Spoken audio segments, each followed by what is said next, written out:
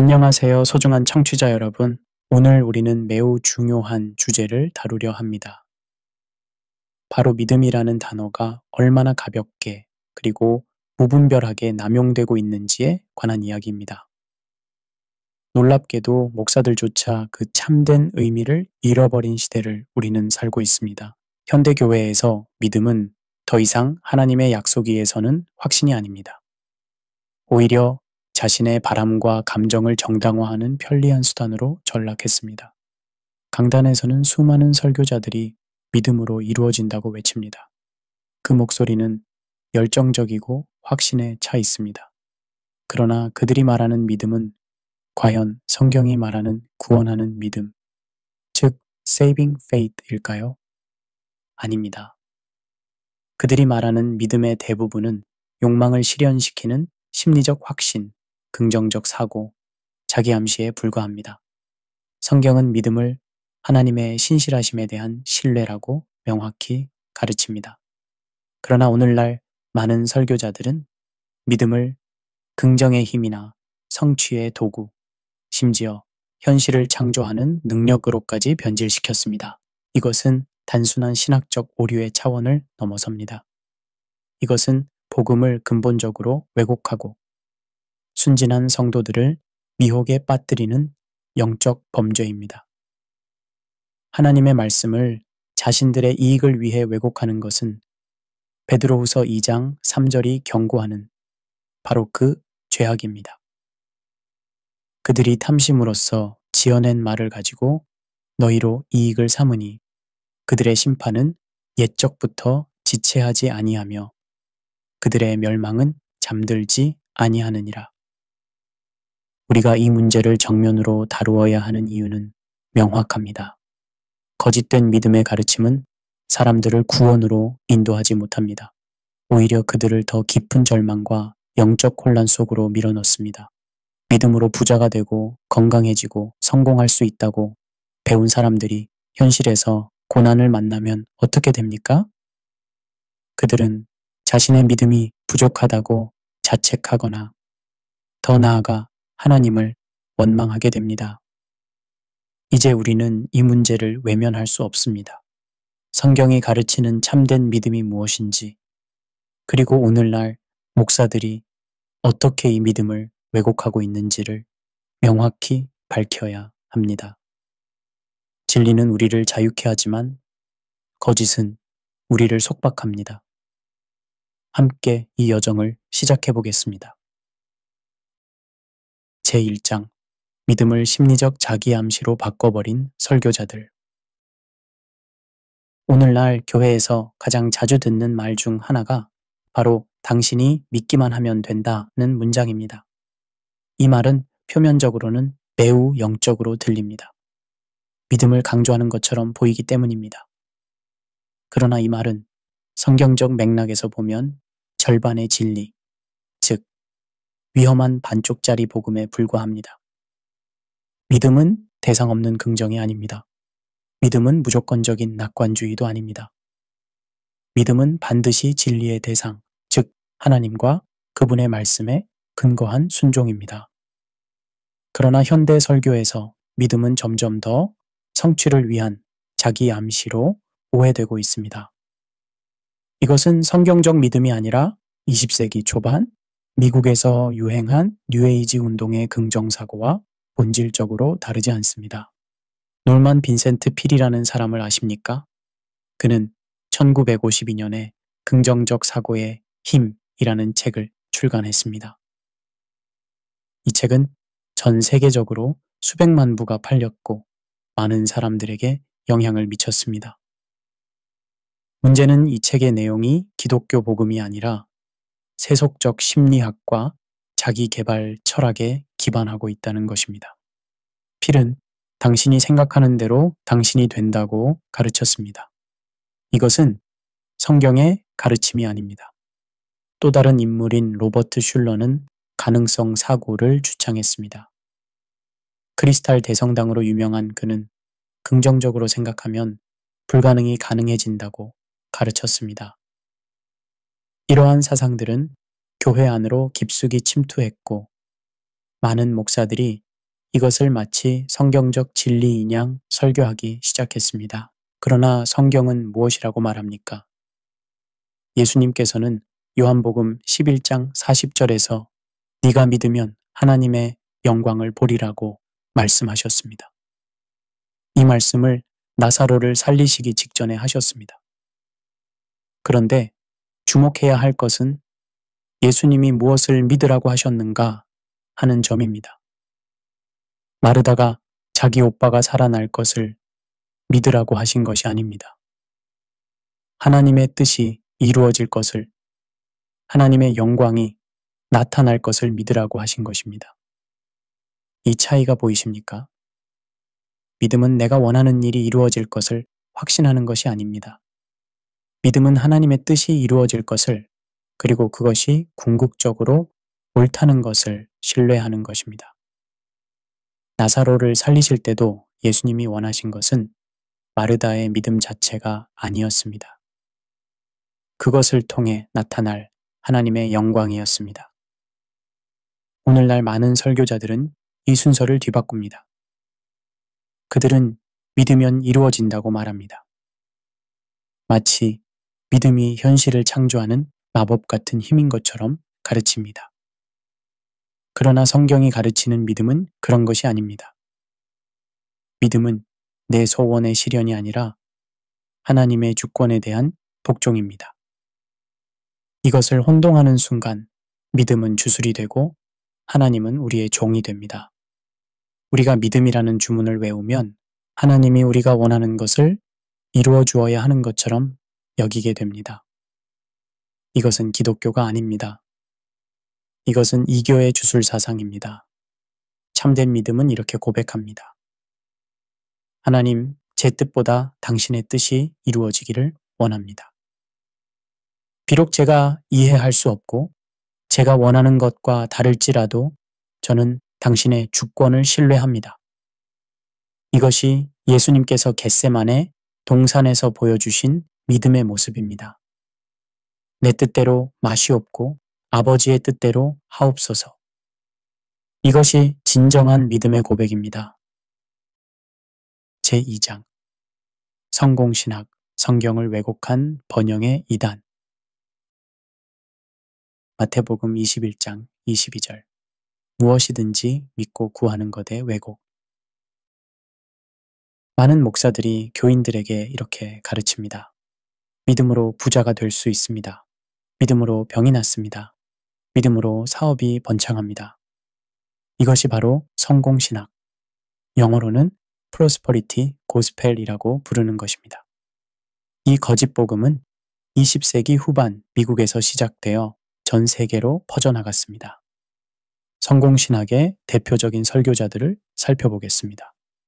케네스 해기는 워드 오브 페이스 운동의 창시자로 알려져 있습니다.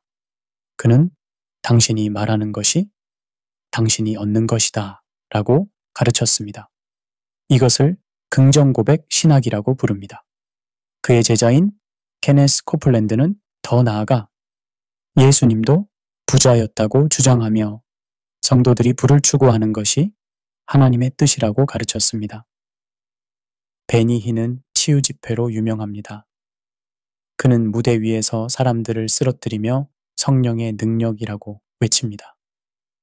그러나 그의 집회에서 치유받았다고 주장하는 사람들 중 의학적으로 검증된 사례는 거의 없습니다. 조엘 오스틴은 현재 미국에서 가장 큰 교회 중 하나를 이끌고 있습니다. 그의 설교는 항상 긍정적이고 고무적입니다. 그러나 그의 메시지에서 십자가, 회개, 죄에 대한 언급을 찾기는 매우 어렵습니다. 조이스 마이어는 전쟁의 전장이라는 책으로 유명합니다. 그녀 역시 긍정적 고백과 승리의 삶을 강조하지만 그 가르침의 기반은 성경적 신학이 아니라 심리학적 자기 개발입니다. 이들의 공통점이 무엇입니까? 그들은 모두 복음을 성공과 축복의 메시지로 전락시켰다는 것입니다. 그들이 자주 인용하는 구절 중 하나가 바로 마태복음 21장 22절입니다. 너희가 기도할 때에 무엇이든지 믿고 구하는 것은 다 받으리라. 이 구절을 그들은 이렇게 해석합니다. 믿기만 하면 원하는 것은 무엇이든 이루어진다. 믿음은 현실을 바꾸는 능력이다. 그러나 이것은 본문을 문맥에서 떼어내어 자의적으로 해석한 것입니다. 예수님은 하나님의 뜻 안에서 드려지는 믿음의 기도를 말씀하신 것입니다. 여기서 무엇이든지는 인간의 무한한 욕망을 의미하지 않습니다. 하나님의 뜻에 부합하는 모든 것을 뜻합니다. 요한일서 5장 14절이 이것을 명확히 해줍니다. 그의 뜻대로 구하면 들으심이라. 보십시오. 조건이 있습니다. 그의 뜻대로 구해야 합니다. 내 뜻대로가 아닙니다. 믿음의 기도는 하나님의 뜻을 구하는 기도입니다. 내 욕망을 실현시키기 위한 주문이 아닙니다. 한국 교회도 이 흐름에서 예외가 아니었습니다. 여의도 순복음 교회를 세계 최대 교회로 성장시킨 조용기 목사는 삼박자 구원론을 주창했습니다. 영혼 구원, 축복, 건강, 이 세 가지가 모두 복음에 포함된다는 것입니다. 그는 또한 긍정적 고백, 신학을 한국 교회에 도입했습니다. 조용기 목사는 네 차원의 영성이라는 개념을 가르쳤습니다. 생각하고 믿고 말하고 꿈꾸면 그것이 현실이 된다는 것입니다. 이것은 성경적 복음이 아니라 신앙을 상품화한 기복신앙입니다. 물론 그의 목회에는 긍정적인 측면도 있었습니다. 그러나 그가 가르친 신학적 내용은 심각한 문제를 안고 있었습니다. 이러한 가르침은 한국교회 전체에 깊은 영향을 미쳤습니다. 많은 교회들이 복받는 교회, 성공하는 교회를 표방하기 시작했습니다. 설교의 주제는 고난과 십자가에서 축복과 성공으로 바뀌었습니다. 헌금을 강조할 때도 하나님께 드리면 몇 배로 받는다는 식의 투자 논리가 동원되었습니다. 그러나 성경은 무엇이라고 말합니까? 히브리서 11장을 펼쳐보시기 바랍니다. 이 장은 흔히 믿음의 명예의 전당이라고 불립니다. 여기에는 믿음의 위대한 영웅들이 열거되어 있습니다. 그런데 이들의 삶을 자세히 보면 놀라운 사실을 발견하게 됩니다. 35절부터 38절을 읽어보겠습니다. 또 어떤 이들은 조롱과 채찍질 뿐 아니라 결박과 옥에 갇히는 시련도 받았으며 돌로 치는 것과 톱으로 켜는 것과 시험과 칼로 죽임을 당하고 양과 염소의 가죽을 입고 유리하여 궁핍과 환난과 학대를 받았으니 이런 사람은 세상이 감당하지 못하도다. 그들이 광야와 산과 동굴과 토굴에 유리하였느니라. 보십시오. 믿음의 영웅들의 대부분은 세상적으로 실패한 사람들이었습니다. 그들은 부자가 되지 못했습니다. 건강을 얻지 못했습니다. 성공하지 못했습니다. 오히려 돌로 맞아 죽고 칼에 베이고 톱으로 켜지고 광야를 떠돌며 굶주렸습니다. 그런데 하나님은 이들을 어떻게 평가하십니까? 38절을 다시 보십시오. 세상이 감당치 못할 사람들이라고 하셨습니다. 하나님의 기준은 세상의 기준과 완전히 다릅니다. 세상은 성공한 사람을 높이지만 하나님은 신실한 사람을 높이십니다. 진짜 믿음은 무엇입니까? 진짜 믿음은 하나님의 뜻이 나의 소원보다 옳음을 믿는 것입니다. 바울은 로마서 8장 18절에서 이렇게 말합니다.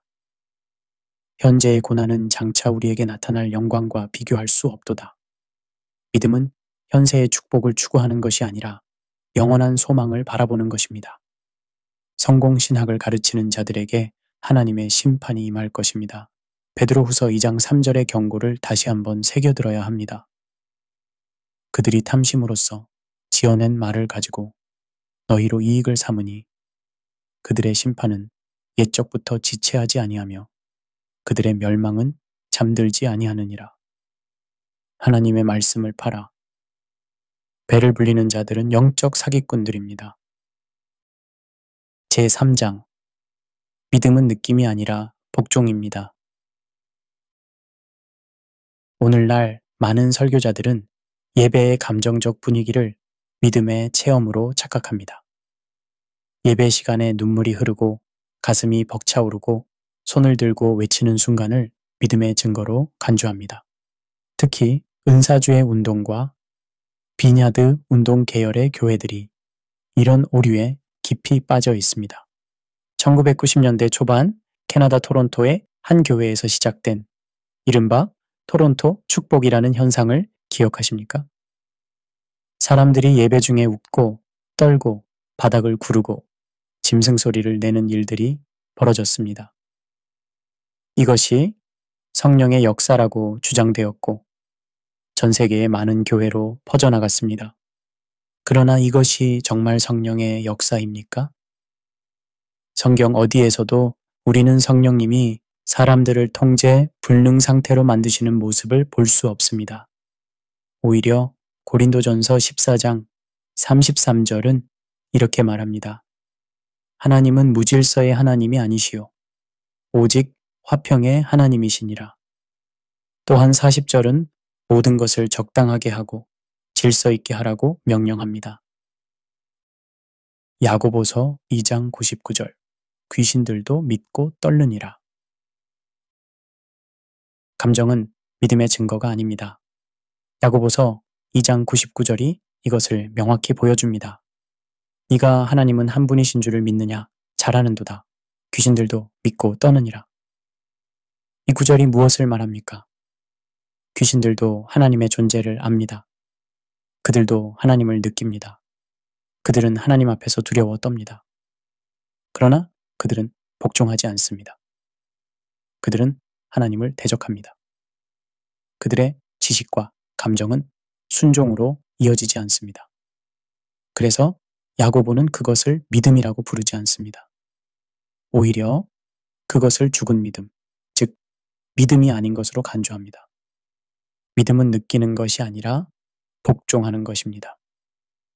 요한복음 14장 15절에서 예수님은 이렇게 말씀하셨습니다.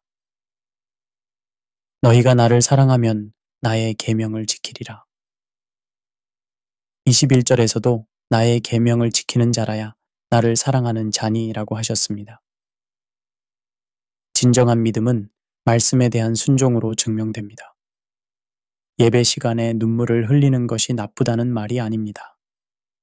하나님 앞에서 감정을 표현하는 것 자체는 아름다운 일입니다. 시편 기자들도 하나님 앞에서 자신의 감정을 솔직하게 토로했습니다. 문제는 감정 자체를 믿음과 동일시하는 것입니다. 감정을 믿음으로 착각하는 사람들에게는 심각한 문제가 생깁니다. 그들은 감정이 고조될 때는 하나님이 함께 하신다고 느끼지만 감정이 가라앉으면 하나님이 떠나셨다고 생각합니다. 그들의 신앙은 감정의 기복에 따라 흔들립니다. 그러나 복종하는 믿음은 다릅니다. 복종하는 믿음은 감정의 기복과 상관없이 하나님의 말씀 위에 굳건히 서 있습니다. 기쁠 때도, 슬플 때도, 감격스러울 때도, 무감각할 때도 변함없이 순종합니다. 이것이 성숙한 믿음입니다. 제4장 긍정고백 말의 주술화 로마서 10장 9절과 워드 오브 페이스 운동의 왜곡 로마서 10장 9절은 성공신학자들이 가장 좋아하는 구절 중 하나입니다. 네가 만일 내 입으로 예수를 주라 시인하며 또 하나님께서 그를 죽은 자 가운데서 살리신 것을 네 마음에 믿으면 구원을 받으리라. 이 구절을 그들은 이렇게 해석합니다. 입으로 고백하는 것이 믿음이다. 입으로 선언하면 그것이 현실이 된다. 그러나 사도 바울이 말하고자 한 것은 단순히 입으로 고백하는 행위 자체가 아닙니다. 10절을 보십시오. 사람이 마음으로 믿어 의에 이르고 입으로 시인하여 구원에 이르느니라. 순서가 중요합니다. 먼저 마음으로 믿고 그 다음에 입으로 시인합니다. 고백은 믿음의 결과이지 원인이 아닙니다. 그러나 워드 오브 페이스 운동의 지도자들은 이 구절을 완전히 왜곡했습니다. 케네스 해긴과 그의 제자들은 긍정 고백을 가르치며 마치 우리의 말이 현실을 창조하는 힘을 가진 것처럼 선전합니다. 그들은 당신이 말하는 것이 당신이 얻는 것이다 라고 가르칩니다. 마가복음 11장 24절과 긍정 고백의 오용. 그들이 또 다른 근거로 사용하는 구절이 마가복음 11장 24절입니다. 그러므로 내가 너희에게 말하노니 무엇이든지 기도하고 구하는 것은 받은 줄로 믿으라. 그리하면 너희에게 그대로 되리라. 이 구절을 그들은 이렇게 가르칩니다. 기도 후 이미 받았다고 선언하라. 긍정의 언어가 현실을 만든다. 그래서 성공신학교회에 가보면 이상한 광경을 목격하게 됩니다. 사람들이 나는 부자다, 나는 건강하다, 나는 성공한다 라고 큰 소리로 외칩니다. 병이 있는데도 나는 병이 없다고 선언합니다. 가난한데도 나는 부자다 라고 고백합니다. 이것을 믿음의 고백이라고 부릅니다. 그러나 이것은 믿음이 아닙니다. 이것은 자기 기만입니다. 더 나아가 이것은 거짓말입니다. 병이 있는데 없다고 하는 것은 현실 부정입니다. 가난한데 부자라고 하는 것은 허언입니다. 하나님은 진실을 원하십니다. 시편 51편 6절은 이렇게 말합니다. 보소서, 주께서는 중심의 진실함을 원하시오니. 본문으로 돌아가 보겠습니다. 마가복음 11장 24절에 받은 줄로 믿으라는 것은 받은 줄로 선언하라는 뜻이 아닙니다. 이것은 하나님의 신실하심을 신뢰하는 태도를 말합니다. 하나님께 구한 것이 하나님의 뜻이라면 반드시 이루어질 것을 확신하는 것입니다. 중요한 것은 25절입니다. 서서 기도할 때에 아무에게나 혐의가 있거든 용서하라. 보십시오. 믿음의 기도는 깨끗한 양심 위에서 드려지는 기도입니다. 용서하지 않는 마음, 미워하는 마음, 원망하는 마음을 품고 아무리 받았다고 선언해도 소용없습니다. 제2장 성공신학, 성경을 왜곡한 번영의 2단. 마태복음 21장 22절. 무엇이든지 믿고 구하는 것의 왜곡. 많은 목사들이 교인들에게 이렇게 가르칩니다. 믿음으로 부자가 될 수 있습니다. 믿음으로 병이 낫습니다. 믿음으로 사업이 번창합니다. 이것이 바로 성공신학, 영어로는 프로스퍼리티 고스펠이라고 부르는 것입니다. 이 거짓복음은 20세기 후반 미국에서 시작되어 전 세계로 퍼져나갔습니다. 성공신학의 대표적인 설교자들을 살펴보겠습니다. 케네스 해긴은 워드 오브 페이스 운동의 창시자로 알려져 있습니다. 그는 당신이 말하는 것이 당신이 얻는 것이다 라고 가르쳤습니다. 이것을 긍정고백 신학이라고 부릅니다. 그의 제자인 케네스 코플랜드는 더 나아가 예수님도 부자였다고 주장하며 성도들이 부를 추구하는 것이 하나님의 뜻이라고 가르쳤습니다. 베니 힌은 치유 집회로 유명합니다. 그는 무대 위에서 사람들을 쓰러뜨리며 성령의 능력이라고 외칩니다. 그러나 그의 집회에서 치유받았다고 주장하는 사람들 중 의학적으로 검증된 사례는 거의 없습니다. 조엘 오스틴은 현재 미국에서 가장 큰 교회 중 하나를 이끌고 있습니다. 그의 설교는 항상 긍정적이고 고무적입니다. 그러나 그의 메시지에서 십자가, 회개, 죄에 대한 언급을 찾기는 매우 어렵습니다. 조이스 마이어는 전쟁의 전장이라는 책으로 유명합니다. 그녀 역시 긍정적 고백과 승리의 삶을 강조하지만 그 가르침의 기반은 성경적 신학이 아니라 심리학적 자기 개발입니다. 이들의 공통점이 무엇입니까? 그들은 모두 복음을 성공과 축복의 메시지로 전락시켰다는 것입니다. 그들이 자주 인용하는 구절 중 하나가 바로 마태복음 21장 22절입니다. 너희가 기도할 때 무엇이든지 믿고 구하는 것은 다 받으리라.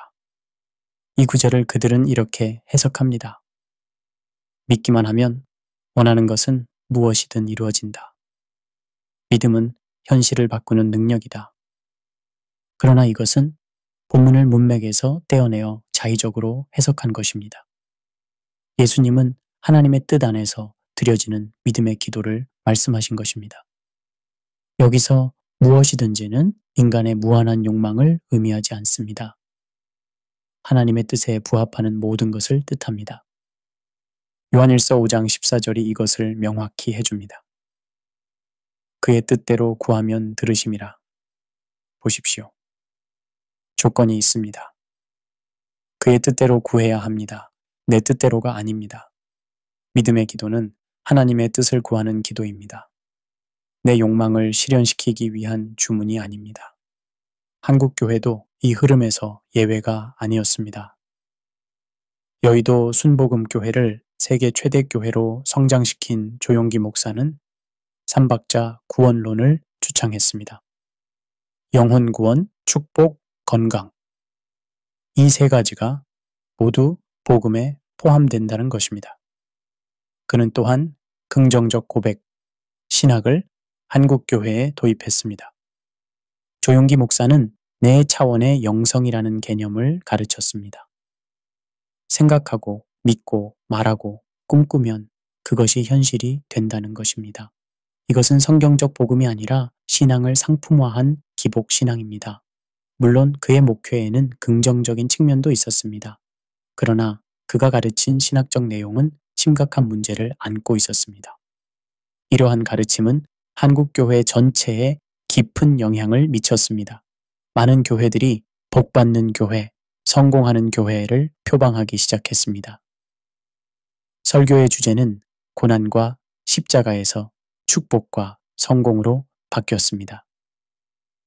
헌금을 강조할 때도 하나님께 드리면 몇 배로 받는다는 식의 투자 논리가 동원되었습니다. 그러나 성경은 무엇이라고 말합니까? 히브리서 11장을 펼쳐보시기 바랍니다. 이 장은 흔히 믿음의 명예의 전당이라고 불립니다. 여기에는 믿음의 위대한 영웅들이 열거되어 있습니다. 그런데 이들의 삶을 자세히 보면 놀라운 사실을 발견하게 됩니다. 35절부터 38절을 읽어보겠습니다. 또 어떤 이들은 조롱과 채찍질 뿐 아니라 결박과 옥에 갇히는 시련도 받았으며 돌로 치는 것과 톱으로 켜는 것과 시험과 칼로 죽임을 당하고 양과 염소의 가죽을 입고 유리하여 궁핍과 환난과 학대를 받았으니 이런 사람은 세상이 감당하지 못하도다. 그들이 광야와 산과 동굴과 토굴에 유리하였느니라. 보십시오. 믿음의 영웅들의 대부분은 세상적으로 실패한 사람들이었습니다. 그들은 부자가 되지 못했습니다. 건강을 얻지 못했습니다.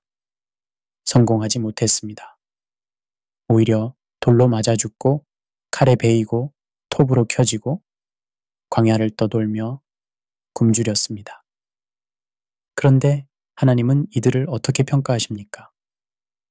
38절을 다시 보십시오. 세상이 감당치 못할 사람들이라고 하셨습니다. 하나님의 기준은 세상의 기준과 완전히 다릅니다. 세상은 성공한 사람을 높이지만 하나님은 신실한 사람을 높이십니다. 진짜 믿음은 무엇입니까? 진짜 믿음은 하나님의 뜻이 나의 소원보다 옳음을 믿는 것입니다. 바울은 로마서 8장 18절에서 이렇게 말합니다. 현재의 고난은 장차 우리에게 나타날 영광과 비교할 수 없도다.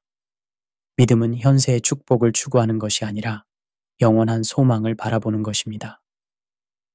성공신학을 가르치는 자들에게 하나님의 심판이 임할 것입니다. 베드로후서 2장 3절의 경고를 다시 한번 새겨들어야 합니다.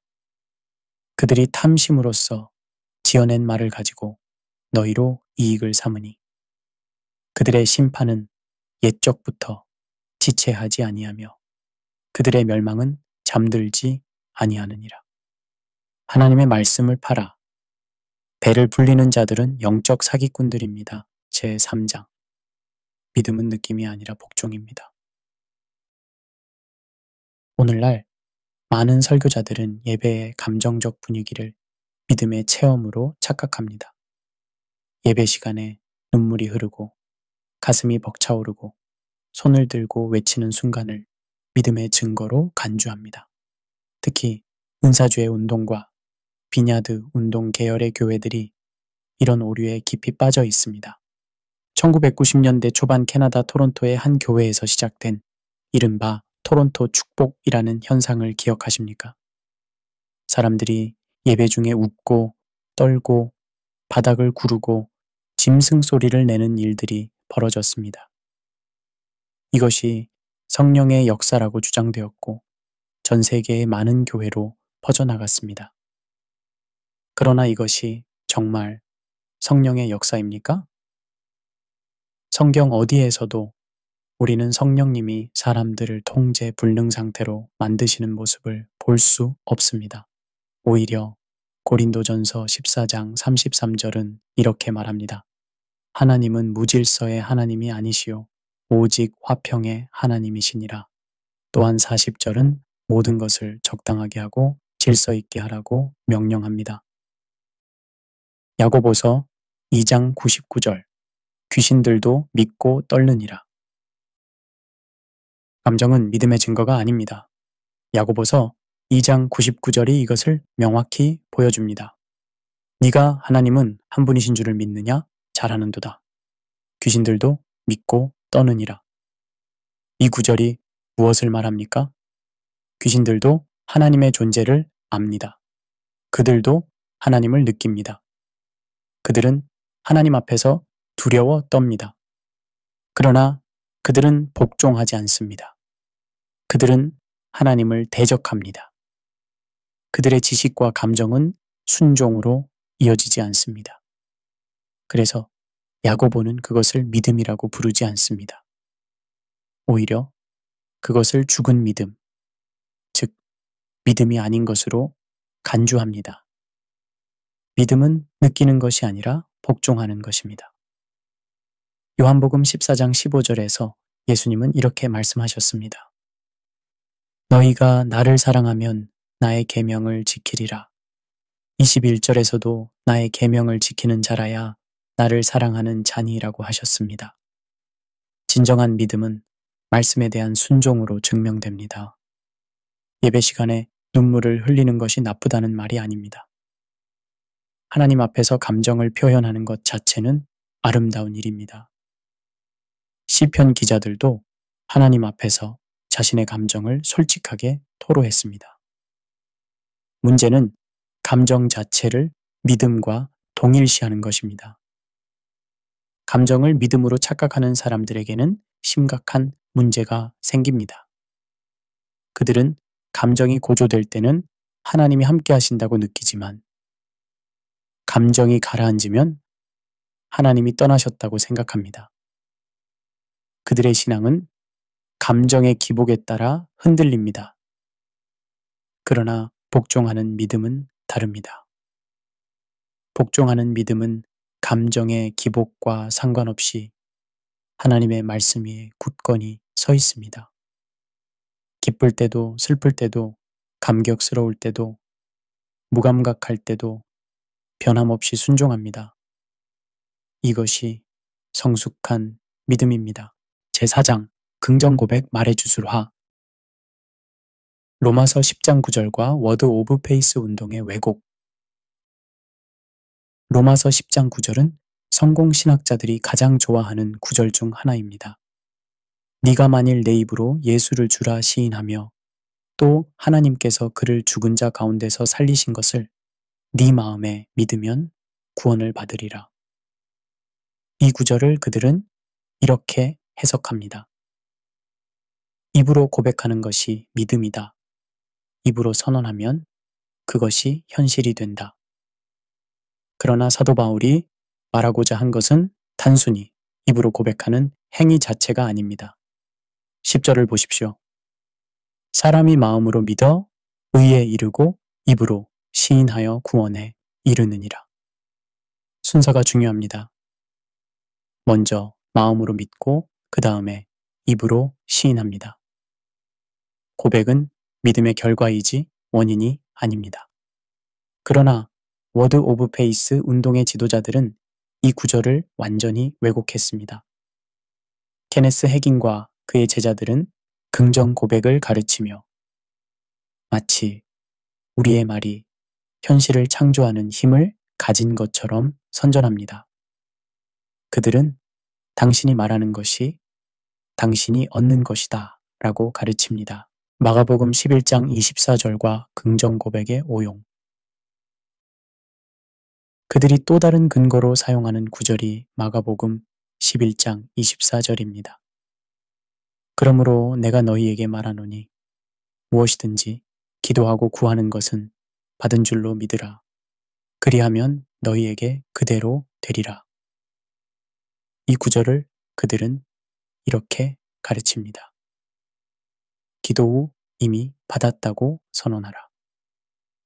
긍정의 언어가 현실을 만든다. 그래서 성공신학교회에 가보면 이상한 광경을 목격하게 됩니다.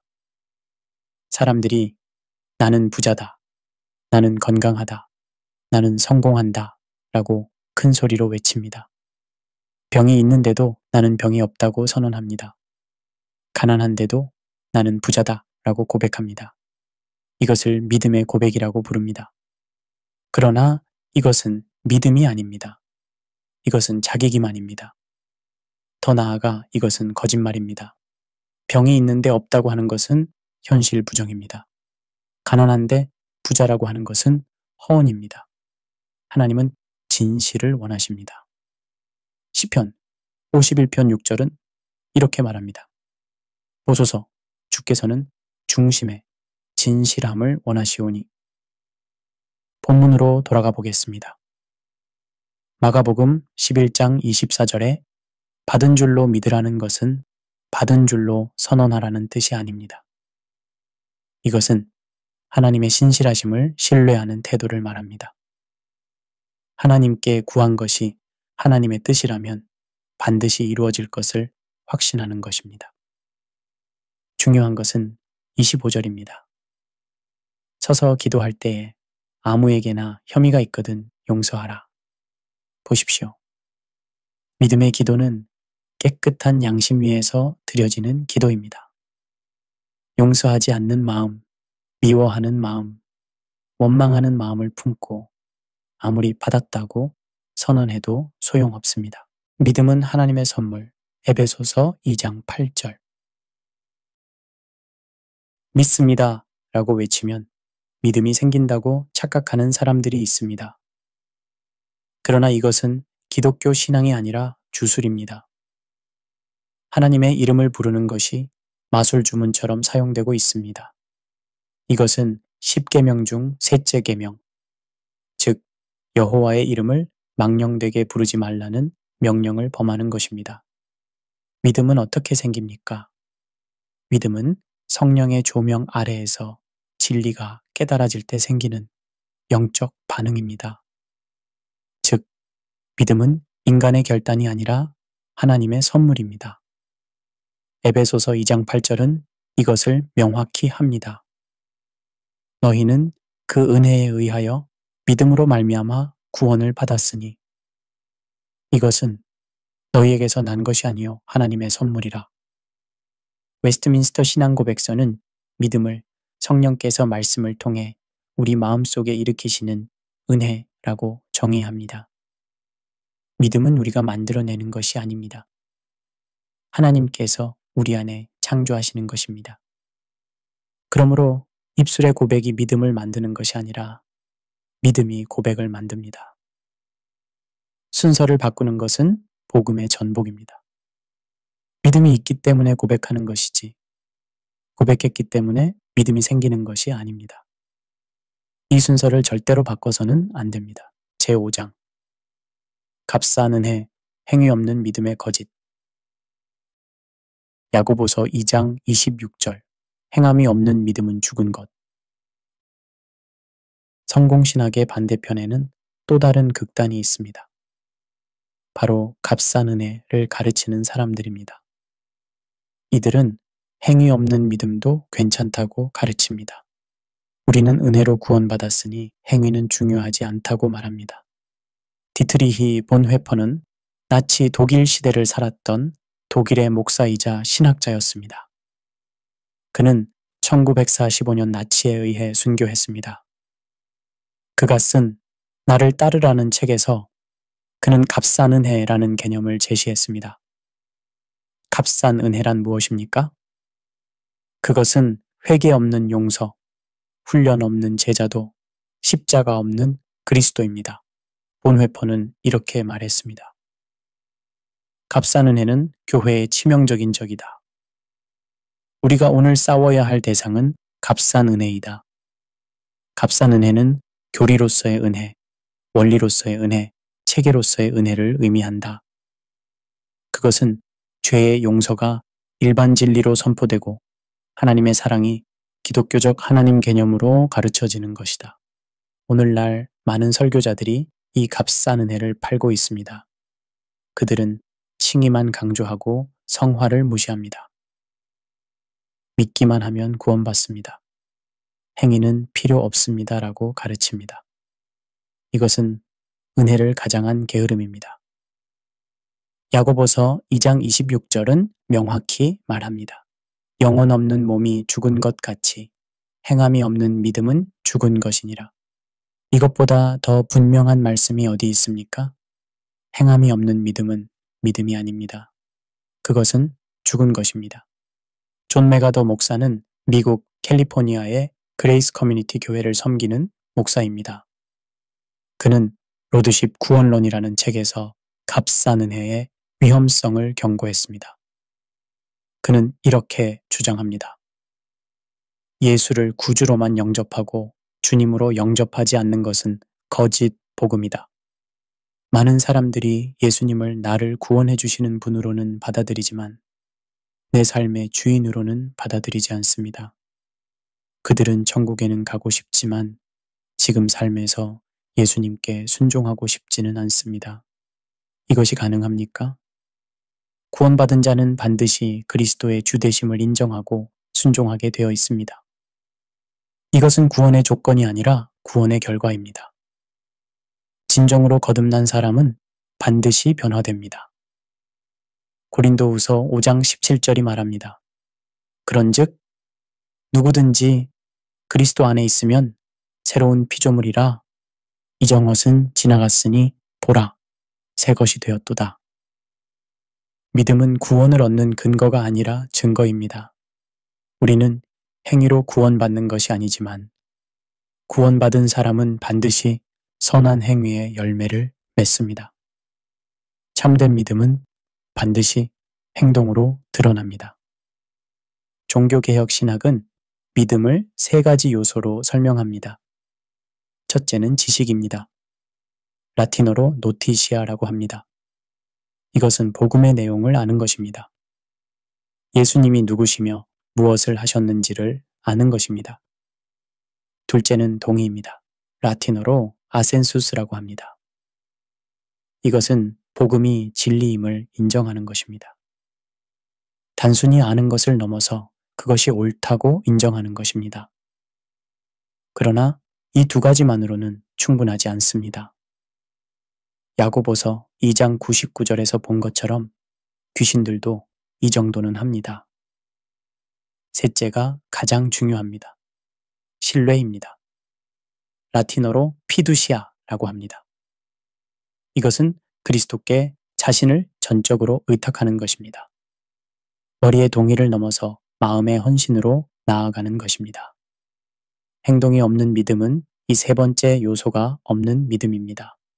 그것은 지적동의에 머물러 있는 죽은 믿음입니다. 에베소서 2장 8절부터 10절까지를 함께 읽어보겠습니다. 너희는 그 은혜에 의하여 믿음으로 말미암아 구원을 받았으니 이것은 너희에게서 난 것이 아니요 하나님의 선물이라. 행위에서 난 것이 아니니 이는 누구든지 자랑하지 못하게 함이라. 우리는 그가 만드신 바라 그리스도 예수 안에서 선한 일을 위하여 지으심을 받은 자니 이 일은 하나님이 전에 예비하사 우리로 그 가운데서 행하게 하려 하심이니라. 구원은 행위로 얻는 것이 아니지만 구원받은 자는 반드시 선한 행위를 위해 지으심을 받았습니다. 제6장 목사의 권위 남용, 양떼를 삼키는 늑대들. 고린도전서 11장 1절. 나를 본받되 그리스도를 본받은 것처럼. 가장 무서운 착각은 목사가 자신을 믿음의 기준으로 세우는 것입니다. 나를 따르라, 내 말대로 믿으라, 나의 해석이 진리다. 이런 말을 하는 순간 목사는 더 이상 신앙의 안내자가 아니라 하나님의 자리를 빼앗는 독재자가 됩니다. 한국 교회의 많은 대형 교회 목사들이 이런 오류에 빠져 있습니다. 그들은 영적 권위를 앞세워 교인들을 지배합니다. 자신을 비판하는 것을 하나님을 대적하는 것으로 규정합니다. 헌금을 적게 내는 사람을 불순종하는 사람으로 낙인 찍습니다. 이것은 신앙의 지도가 아니라 영적 학대입니다. 사도 바울은 고린도전서 11장 1절에서 내가 그리스도를 본받는 것 같이 너희는 나를 본받는 자가 되라고 말했습니다. 이 구절의 순서를 주목하십시오. 바울은 나를 본받으라고 하기 전에 내가 그리스도를 본받는 것 같이라는 전제를 붙였습니다. 이것이 무엇을 의미합니까? 목사의 권위는 절대적이지 않다는 것입니다. 목사의 권위는 하나님 말씀의 권위에 종속될 때만 정당합니다. 목사가 말씀에서 벗어나면 성도들은 그를 따를 의무가 없습니다. 오히려 그를 권면하고 바로잡아야 합니다. 마태복음 23장에서 예수님은 바리새인들을 강력히 질책하셨습니다. 3절을 보십시오. 그러므로 그들이 말하는 것은 행하되 그들의 행위는 본받지 말라. 그들은 말만 하고 행하지 아니하며. 예수님은 무엇을 문제 삼으셨습니까? 그들의 위선과 교만이었습니다. 4절입니다. 또 무거운 짐을 묶어 사람의 어깨에 지우되 자기는 이것을 손가락 하나로도 움직이려 하지 아니하며. 이것이 오늘날 많은 목사들의 모습이 아닙니까? 그들은 교인들에게 11조를 강요하면서 자신들은 재정을 투명하게 공개하지 않습니다. 교인들에게 순종을 요구하면서 자신들은 말씀에 불순종합니다. 5절부터 7절을 읽어보겠습니다. 그들의 모든 행위를 사람에게 보이고자 하여 하나니 곧 그 차는 경문을 넓게 하며 옷수를 길게 하고 잔치의 윗자리와 회당의 높은 자리와 시장에서 문안 받는 것과 사람에게 랍비라 칭함을 받는 것을 좋아하느니라. 오늘날 교회에서 목사님, 담임 목사님, 당회장님 등의 호칭을 강요하는 것은 이와 같은 맥락입니다. 물론 존경의 표현으로 호칭을 사용하는 것 자체가 잘못된 것은 아닙니다.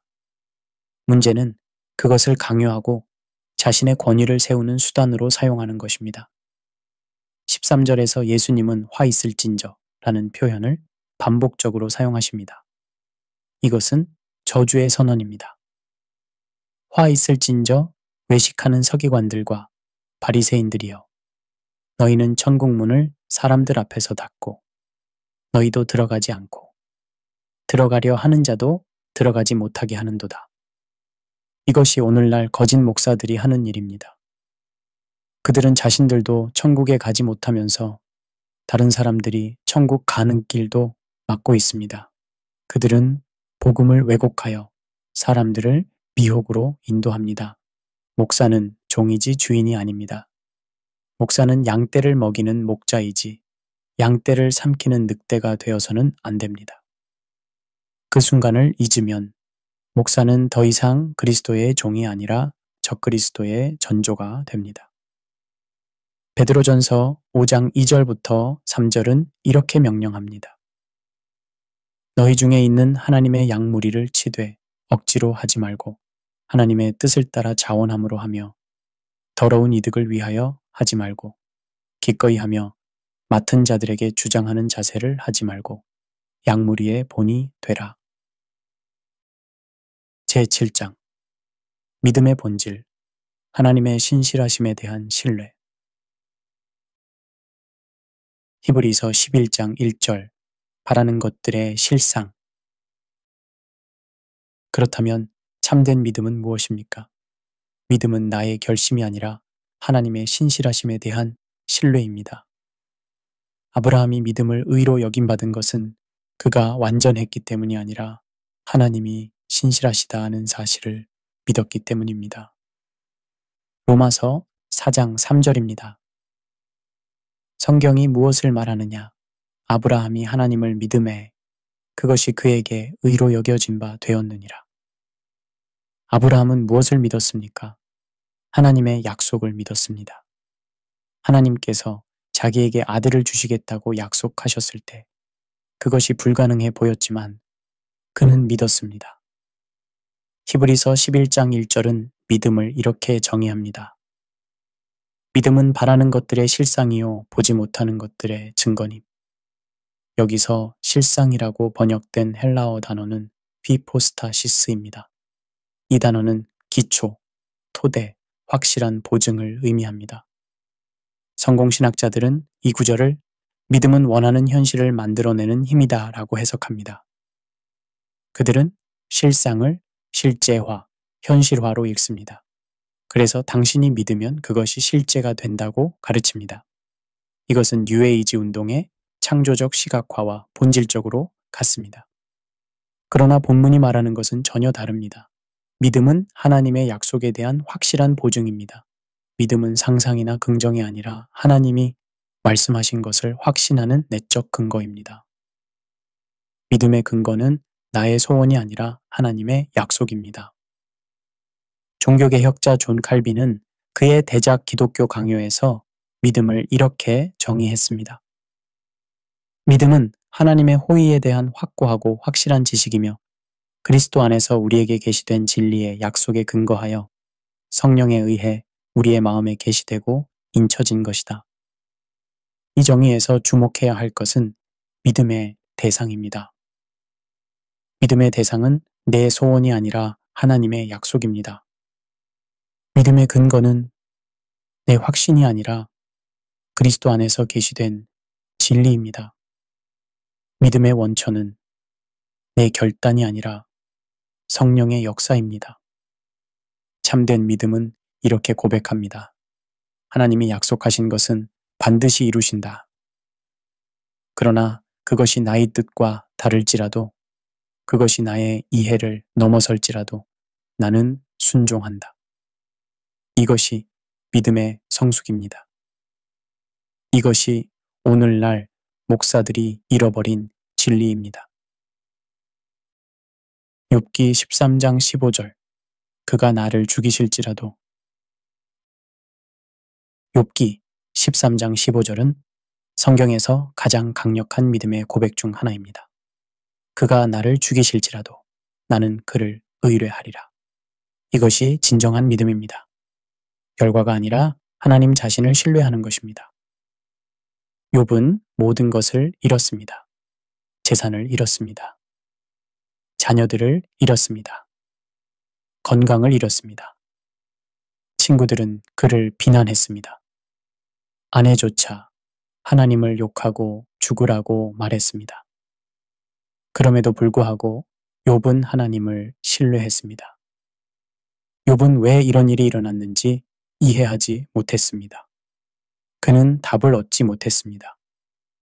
그러나 그는 하나님이 선하시다는 것, 하나님이 신실하시다는 것을 포기하지 않았습니다. 이것이 믿음입니다. 성공신학은 이런 믿음을 가르치지 않습니다. 그들은 믿으면 축복받는다고 가르칩니다. 그러나 성경은 믿어도 고난받을 수 있다고 말합니다. 중요한 것은 고난이 있느냐 없느냐가 아니라 고난 속에서도 하나님을 신뢰하느냐입니다. 다니엘의 세 친구인 사드락, 메삭, 아벳느고의 고백을 기억하십니까? 다니엘서 3장 17절부터 18절입니다. 우리가 섬기는 하나님이 우리를 맹렬히 타는 풀무불 가운데에서 능히 건져내시겠고 왕의 손에서도 건져내시리이다. 그렇게 하지 아니하실지라도 왕이여, 우리가 왕의 신들을 섬기지도 아니하고 왕이 세우신 금신상에게 절하지도 아니할 줄을 아옵소서. 이것이 참된 믿음입니다. 하나님이 구원하실 수 있다. 그러나 구원하지 않으실지라도 나는 순종한다. 제5장 값사는 해, 행위 없는 믿음의 거짓. 야고보서 2장 26절, 행함이 없는 믿음은 죽은 것. 성공신학의 반대편에는 또 다른 극단이 있습니다. 바로 값사는 해를 가르치는 사람들입니다. 이들은 행위 없는 믿음도 괜찮다고 가르칩니다. 우리는 은혜로 구원받았으니 행위는 중요하지 않다고 말합니다. 디트리 본회퍼는 나치 독일 시대를 살았던 독일의 목사이자 신학자였습니다. 그는 1945년 나치에 의해 순교했습니다. 그가 쓴 나를 따르라는 책에서 그는 값사는 해라는 개념을 제시했습니다. 값싼 은혜란 무엇입니까? 그것은 회개 없는 용서, 훈련 없는 제자도, 십자가 없는 그리스도입니다. 본회퍼는 이렇게 말했습니다. 값싼 은혜는 교회의 치명적인 적이다. 우리가 오늘 싸워야 할 대상은 값싼 은혜이다. 값싼 은혜는 교리로서의 은혜, 원리로서의 은혜, 체계로서의 은혜를 의미한다.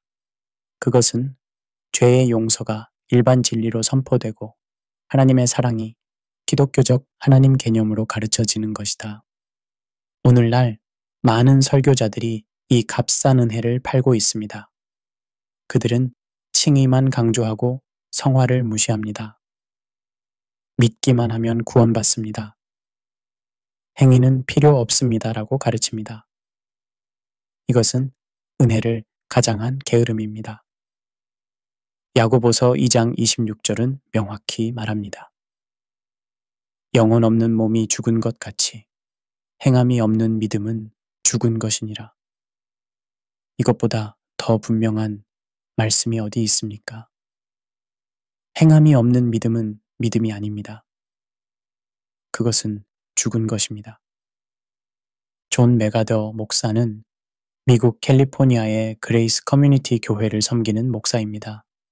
그는 로드십 구원론이라는 책에서 값싼 은혜의 위험성을 경고했습니다. 그는 이렇게 주장합니다.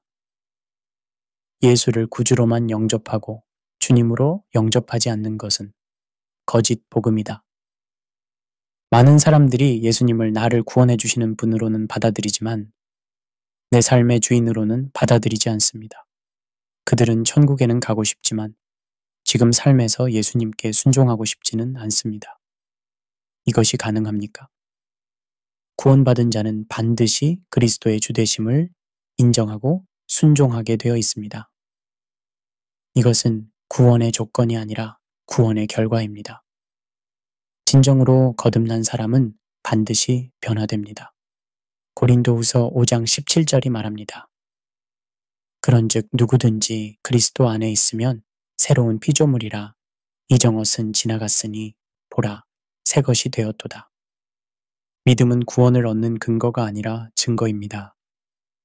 우리는 행위로 구원받는 것이 아니지만 구원받은 사람은 반드시 선한 행위의 열매를 맺습니다. 참된 믿음은 반드시 행동으로 드러납니다. 종교개혁 신학은 믿음을 세 가지 요소로 설명합니다. 첫째는 지식입니다. 라틴어로 노티시아라고 합니다. 이것은 복음의 내용을 아는 것입니다. 예수님이 누구시며 무엇을 하셨는지를 아는 것입니다. 둘째는 동의입니다. 라틴어로 아센수스라고 합니다.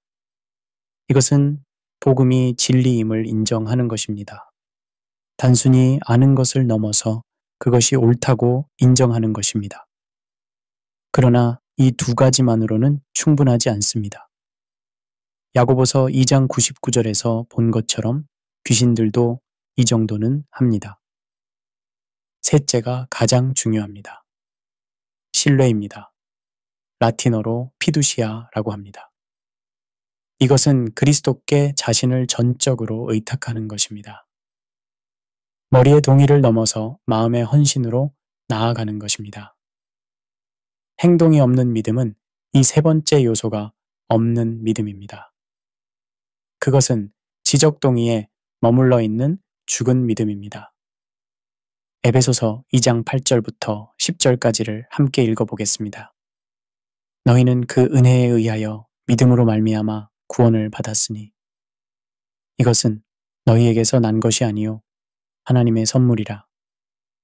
행위에서 난 것이 아니니 이는 누구든지 자랑하지 못하게 함이라. 우리는 그가 만드신 바라.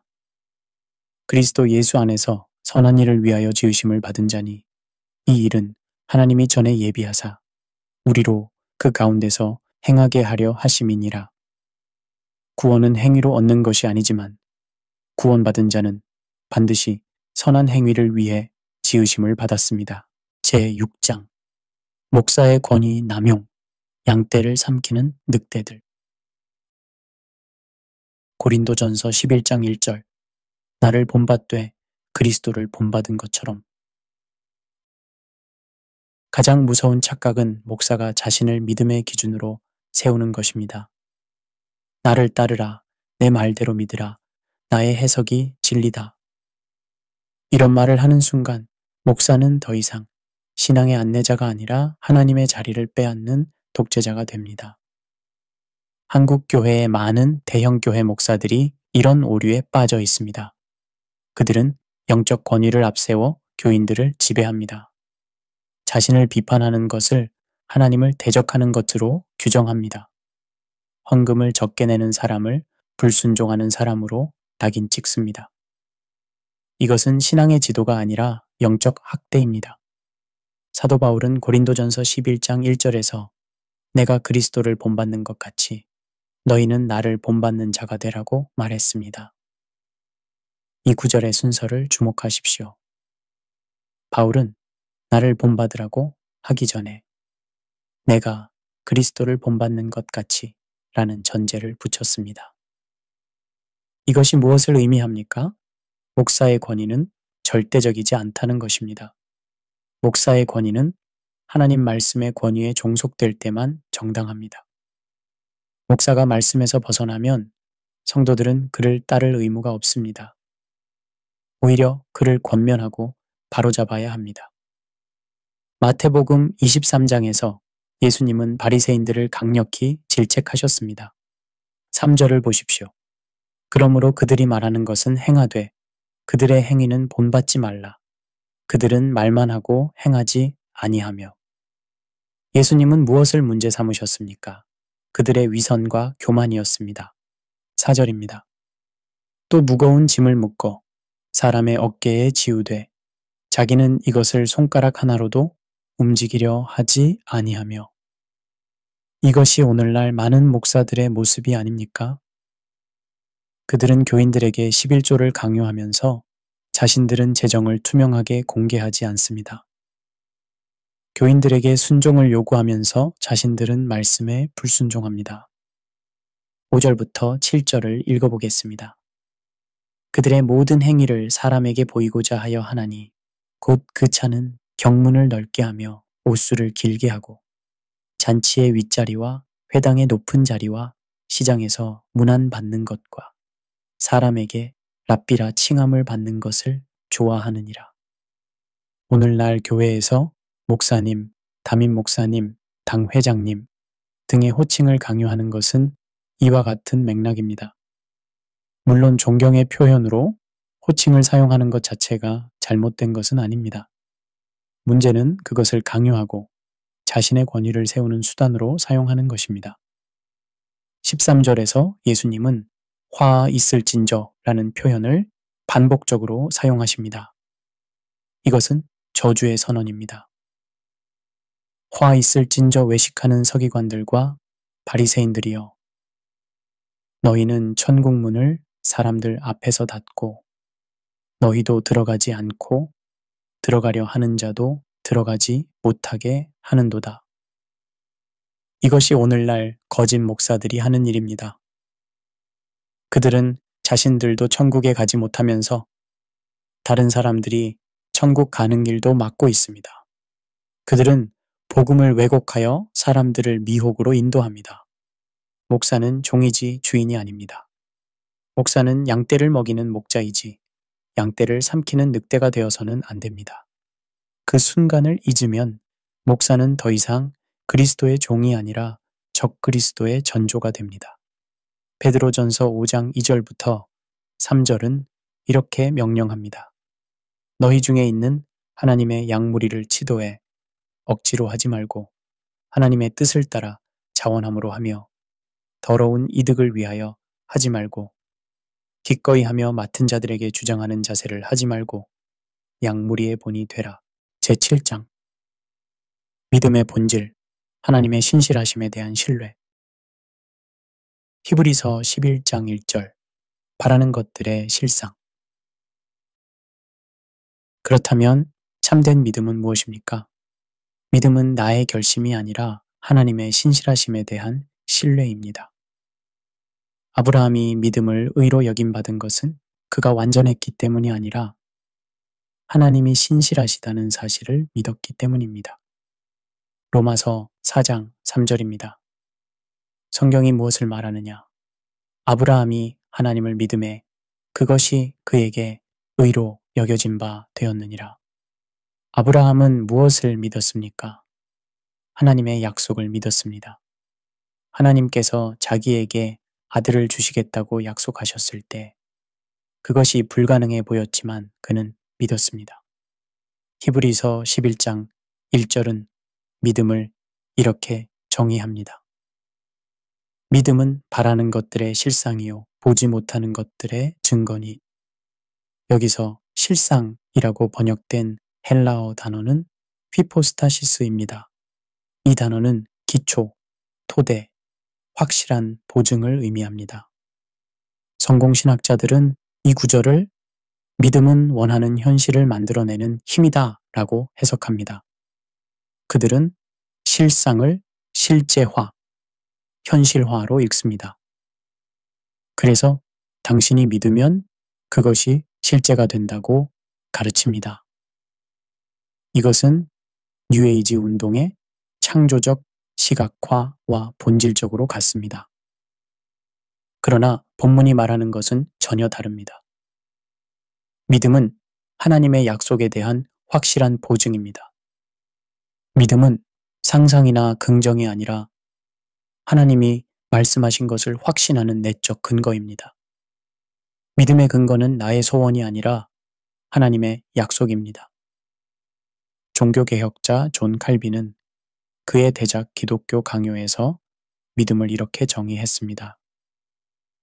믿음은 하나님의 호의에 대한 확고하고 확실한 지식이며 그리스도 안에서 우리에게 계시된 진리의 약속에 근거하여 성령에 의해 우리의 마음에 계시되고 인쳐진 것이다. 이 정의에서 주목해야 할 것은 믿음의 대상입니다. 믿음의 대상은 내 소원이 아니라 하나님의 약속입니다. 믿음의 근거는 내 확신이 아니라 그리스도 안에서 계시된 진리입니다. 믿음의 원천은 내 결단이 아니라 성령의 역사입니다. 참된 믿음은 이렇게 고백합니다. 하나님이 약속하신 것은 반드시 이루신다. 그러나 그것이 나의 뜻과 다를지라도, 그것이 나의 이해를 넘어설지라도 나는 순종한다. 이것이 믿음의 성숙입니다. 이것이 오늘날 목사들이 잃어버린 진리입니다. 욥기 13장 15절. 그가 나를 죽이실지라도. 욥기 13장 15절은 성경에서 가장 강력한 믿음의 고백 중 하나입니다. 그가 나를 죽이실지라도 나는 그를 의뢰하리라. 이것이 진정한 믿음입니다. 결과가 아니라 하나님 자신을 신뢰하는 것입니다. 욥은 모든 것을 잃었습니다. 재산을 잃었습니다. 자녀들을 잃었습니다. 건강을 잃었습니다. 친구들은 그를 비난했습니다. 아내조차 하나님을 욕하고 죽으라고 말했습니다. 그럼에도 불구하고 욥은 하나님을 신뢰했습니다. 욥은 왜 이런 일이 일어났는지 이해하지 못했습니다. 그는 답을 얻지 못했습니다. 그러나 그는 하나님이 선하시다는 것, 하나님이 신실하시다는 것을 포기하지 않았습니다. 이것이 믿음입니다. 성공신학은 이런 믿음을 가르치지 않습니다. 그들은 믿으면 축복받는다고 가르칩니다. 그러나 성경은 믿어도 고난받을 수 있다고 말합니다. 중요한 것은 고난이 있느냐 없느냐가 아니라 고난 속에서도 하나님을 신뢰하느냐입니다. 다니엘의 세 친구인 사드락, 메삭, 아벳느고의 고백을 기억하십니까? 다니엘서 3장 17절부터 18절입니다. 우리가 섬기는 하나님이 우리를 맹렬히 타는 풀무불 가운데에서 능히 건져내시겠고 왕의 손에서도 건져내시리이다. 그렇게 하지 아니하실지라도 왕이여, 우리가 왕의 신들을 섬기지도 아니하고 왕이 세우신 금 신상에게 절하지도 아니할 줄을 아옵소서. 이것이 참된 믿음입니다. 하나님이 구원하실 수 있다. 그러나 구원하지 않으실지라도 나는 순종한다.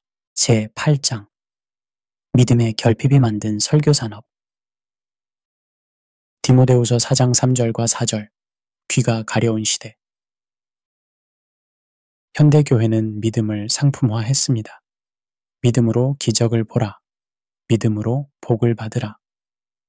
이런 메시지는 듣기 좋지만 복음이 아닙니다. 복음은 나의 만족을 위한 약속이 아니라 나의 죄를 드러내는 빛입니다. 그 빛 앞에서 회개하지 않는 믿음은 결코 살아있지 않습니다. 오늘날 목사들이 회개를 말하지 않고 성공을 말하는 이유는 무엇입니까? 그 이유는 매우 간단합니다. 회개는 교인을 불편하게 하지만 성공은 교회를 부유하게 만들기 때문입니다. 이것은 목회가 아니라 장사입니다. 이것은 영혼을 돌보는 것이 아니라 숫자를 세는 것입니다. 디모데후서 4장 3절부터 4절은 이 시대를 정확히 예언하고 있습니다. 때가 이르리니 사람들이 바른 교훈을 받지 아니하며 귀가 가려워서 자기의 사욕을 따를 스승을 많이 두고 또 그 귀를 진리에서 돌이켜 허탄한 이야기를 따르리라. 귀가 가렵다는 표현을 주목하십시오. 현대인들은 듣고 싶은 말만 듣고 싶어 합니다. 죄를 지적하는 설교는 듣기 싫어합니다. 회개를 촉구하는 메시지는 거부합니다. 대신 그들은 위로받고 격려받고 칭찬받기를 원합니다. 그래서 많은 목사들이 이런 욕구에 영합하게 되었습니다. 그들은 사람들이 듣고 싶어 하는 메시지를 전합니다. 당신은 소중합니다. 당신은 할 수 있습니다. 하나님은 당신을 사랑하십니다. 이런 메시지만 반복합니다. 오늘날 많은 교회가 이른바 시장지향적 교회가 되었습니다. 이 용어는 미국의 릭 워렌 목사가 대중화시켰습니다. 그의 책 목적이 이끄는 교회는 전 세계적으로 수백만 부가 팔렸고 많은 목사들이 이 모델을 따랐습니다. 시장지향적 교회의 핵심 아이디어는 무엇입니까? 교회가 고객인 교인들의 필요와 욕구를 파악하고 그것을 충족시키는 상품인 프로그램과 설교를 제공한다는 것입니다. 이것은 마케팅 전략입니다. 그러나 교회는 기업이 아닙니다. 교회의 사명은 사람들이 원하는 것을 주는 것이 아니라 사람들이 필요로 하는 것을 주는 것입니다. 그리고 사람들이 가장 필요로 하는 것은 무엇입니까? 자신이 죄인이라는 사실을 깨닫는 것입니다. 그리스도의 십자가만이 유일한 구원의 길임을 아는 것입니다. 회개하고 하나님께 돌아오는 것입니다. 그러나 이런 메시지는 대중적이지 않습니다. 사람들은 자신이 죄인이라는 말을 듣고 싶어 하지 않습니다. 회개하라는 말에 거부감을 느낍니다. 그래서 많은 목사들이 이런 메시지를 희석시키거나 아예 생략해버립니다. 19세기 영국의 위대한 설교자 찰스 스펄전은 이렇게 말했습니다. 만약 죄인들이 지옥으로 가고 있다면 적어도 그들이 교회의 양탄자 위를 뛰어넘어 그리로 가게 하라. 우리가 그들에게 지옥이 없다고 말하면서 그들을 그곳으로 흔들흔들 보내서는 안 된다. 이 말의 의미가 무엇입니까? 목사는 사람들에게 경고해야 한다는 것입니다. 죄의 결과가 무엇인지, 회개하지 않으면 어떻게 되는지 분명히 말해야 한다는 것입니다. 설령 그 메시지가 인기가 없더라도, 설령 그로 인해 교인이 줄어들더라도 진리를 타협해서는 안 된다는 것입니다. 그러나 오늘날은 어떻습니까? 많은 목사들이 지옥에 대해 말하지 않습니다. 죄에 대해 말하지 않습니다. 심판에 대해 말하지 않습니다. 대신 사랑, 은혜, 축복에 대해서만 말합니다. 이것은 복음의 절반만 전하는 것입니다. 참된 목회자는 사람들이 듣고 싶어 하는 메시지가 아니라 사람들이 들어야 할 메시지를 전해야 합니다. 바울은 에베소 장로들에게 작별 인사를 하면서 이렇게 말했습니다. 그러므로 내가 오늘 여러분에게 증언하노니 모든 사람의 피에 대하여 내가 깨끗하니 이는 내가 꺼리지 아니하고 하나님의 모든 뜻을 여러분에게 전하였음이라. 사도행전 20장 26절과 27절. 이것이 참된 목회자의 자세입니다. 제9장 거짓 믿음의 끝은 영적 무감각. 디모데후서 3장 5절. 경건의 모양만 있는 시대. 거짓 믿음의 가장 큰 특징은 양심이 마비되는 것입니다. 하나님을 믿는다고 말하면서도 말씀보다 세상 기준을 더 따릅니다. 성령보다 여론을 더 두려워합니다. 하나님의 영광보다 사람의 인정을 더 구합니다. 이것이 바로 형식적 신앙의 시대입니다. 디모데후서 3장 5절은 이렇게 말합니다. 경건의 모양은 있으나 경건의 능력은 부인하니 이 같은 자들에게서 네가 돌아서라. 경건의 모양은 있다는 것입니다. 겉으로 보기에는 신앙이 있는 것처럼 보입니다. 교회에 출석합니다. 예배에 참석합니다. 헌금을 냅니다. 봉사를 합니다. 심지어 직분을 받습니다. 그러나 실제 삶에서는 변화가 없습니다. 여전히 세상 사람들과 똑같이 살아갑니다. 똑같이 거짓말하고, 똑같이 욕심부리고, 똑같이 미워하고, 똑같이 판단합니다. 예배는 가득하지만 경건은 없습니다. 방언 기도는 많지만 순종은 없습니다. 성경 공부는 넘치지만 회개는 사라졌습니다. 찬양은 열정적이지만 삶은 세속적입니다. 이것이 오늘날 한국 교회의 민낯입니다. 요한계시록 3장 16절 미지근한 라오디게아 교회. 요한계시록 3장에는 라오디게아 교회에 대한 예수님의 경고가 나옵니다. 15절부터 17절까지 읽어보겠습니다. 내가 네 행위를 아노니 네가 차지도 아니하고 뜨겁지도 아니하도다. 네가 차든지 뜨겁든지 하기를 원하노라.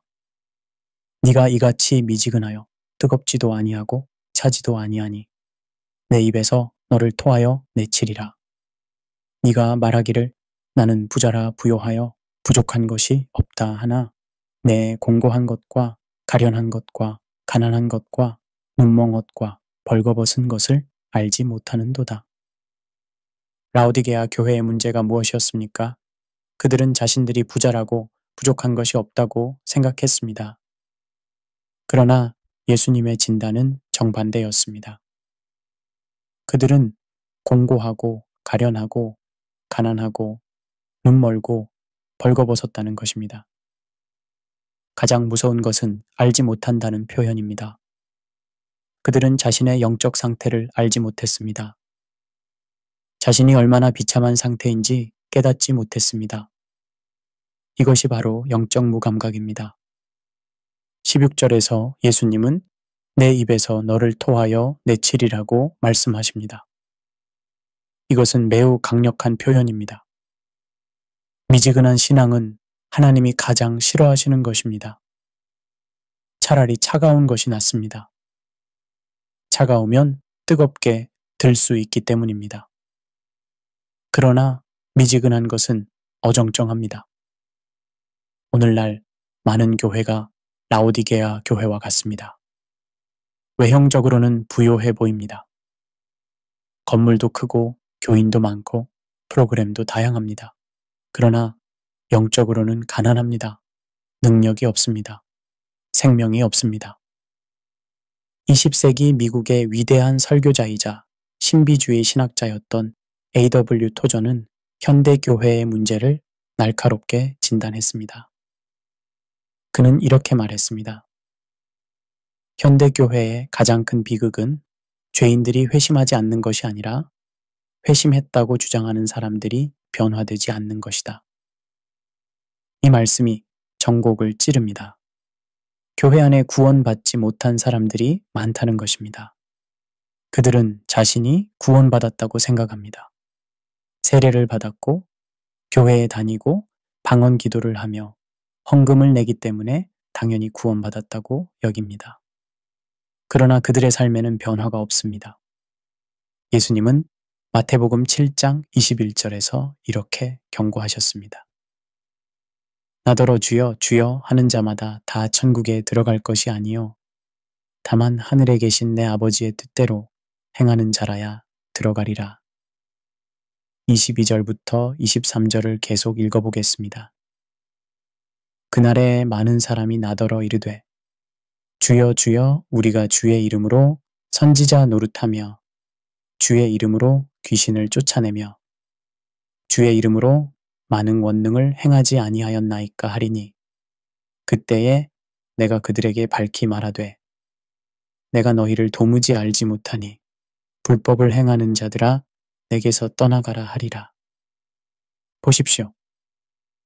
이들은 주여 주여 불렀습니다. 예언도 했습니다. 귀신도 쫓아냈습니다. 권능도 행했습니다.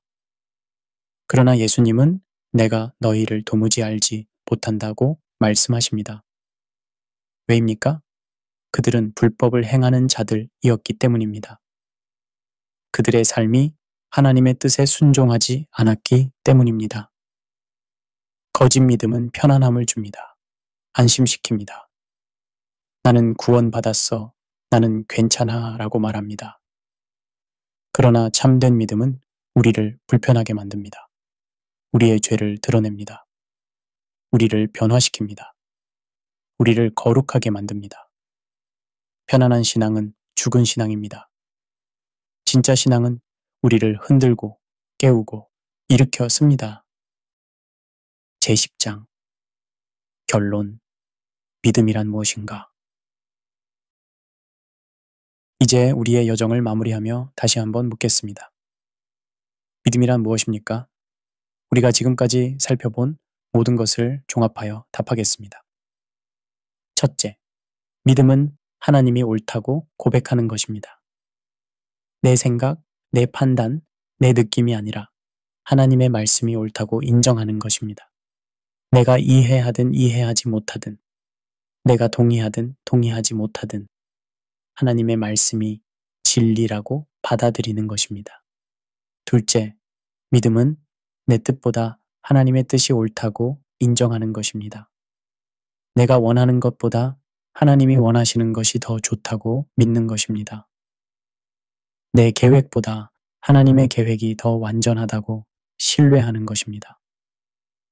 셋째, 믿음은 내가 이해하지 못해도 하나님은 신실하시다고 신뢰하는 것입니다. 모든 것을 이해할 수 없을 때도, 답을 얻지 못할 때도, 상황이 절망적으로 보일 때도 하나님의 성품을 의심하지 않는 것입니다. 넷째, 믿음은 하나님의 말씀이 나의 삶을 지배하게 하는 순종입니다. 단순히 머리로 동의하는 것이 아니라 삶으로 실천하는 것입니다. 말씀대로 살아가는 것입니다.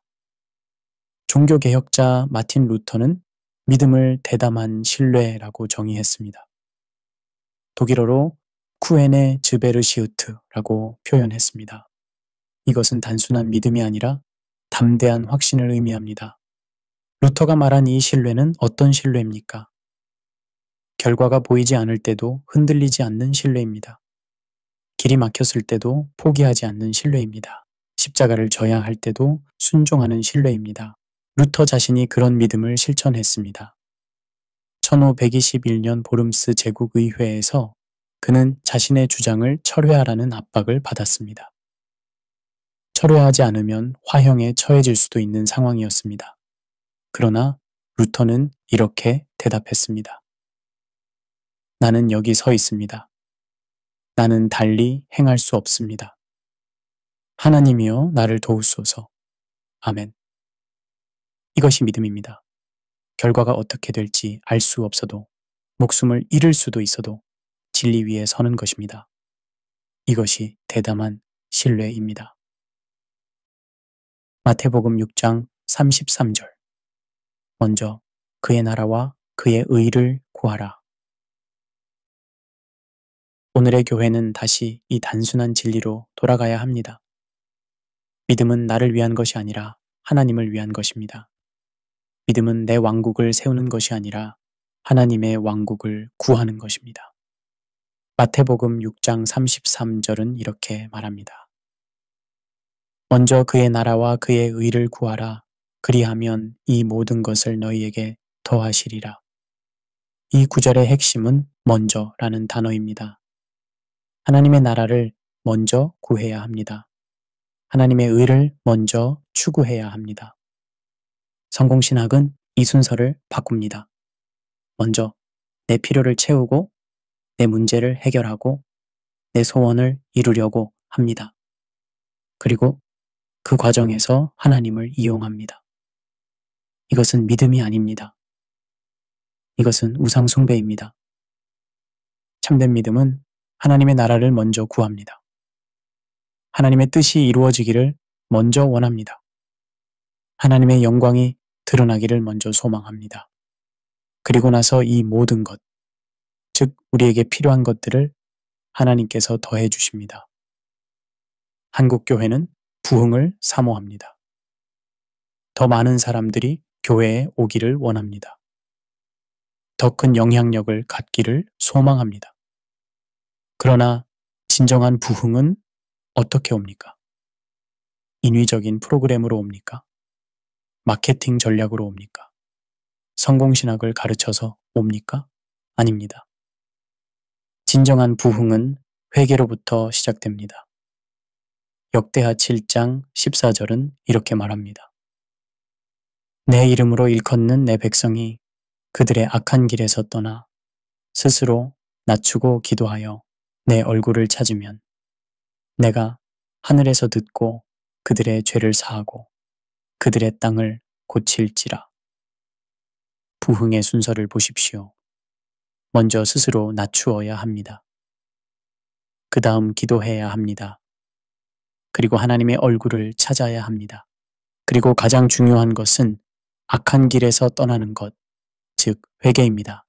그날이 올 때 우리는 다시 거룩한 능력과 진정한 부흥을 경험하게 될 것입니다.